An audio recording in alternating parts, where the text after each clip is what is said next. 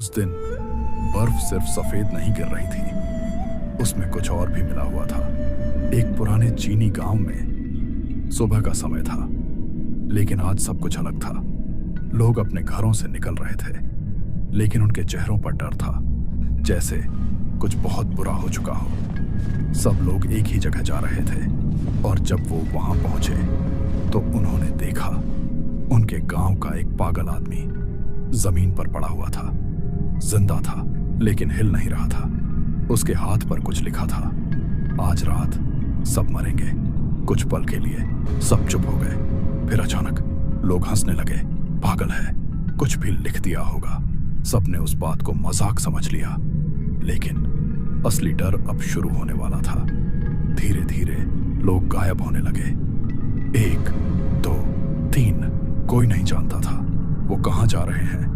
पूरा गांव उन्हें ढूंढने लगा, लेकिन कोई नहीं मिला। अब सबके चेहरों पर सिर्फ डर था। शाम होते ही सब अपने घरों में बंद हो गए। दरवाजे बंद, खिड़कियां बंद, और फिर रात आ गई। बर्फ तेज गिरने लगी, लेकिन इस बार वो सफेद नहीं थी, वो लाल थी। खून जैसी लाल बर्फ पूरे गांव को ढक रही थी। एक लड़की अपने घर के अंदर बैठी थी। वो दिन भर की सब बातें सोच रही थी। तभी उसे बाहर से आवाज आई, किसी के दौड़ने की आवाज। वो धीरे से उठती है और दरवाजा हल्का सा खोलती है। बाहर एक आदमी भाग रहा होता है डर के मारे, और उसके पीछे कोई चल रहा होता है। धीरे, बिल्कुल शांत। जब उसका चेहरा सामने आता है तो वो इंसान नहीं होता, इंसान जैसा, लेकिन पूरा काला। उसकी आंखें बिल्कुल अंधेरी।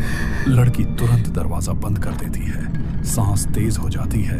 कुछ पल के लिए सब शांत हो जाता है। फिर दरवाजे पर जोर की दस्तक होती है। दरवाजा खोलो। लड़की जम जाती है। वो नहीं खोलती। दस्तक और तेज होती जाती है। मुझे अंदर आने दो।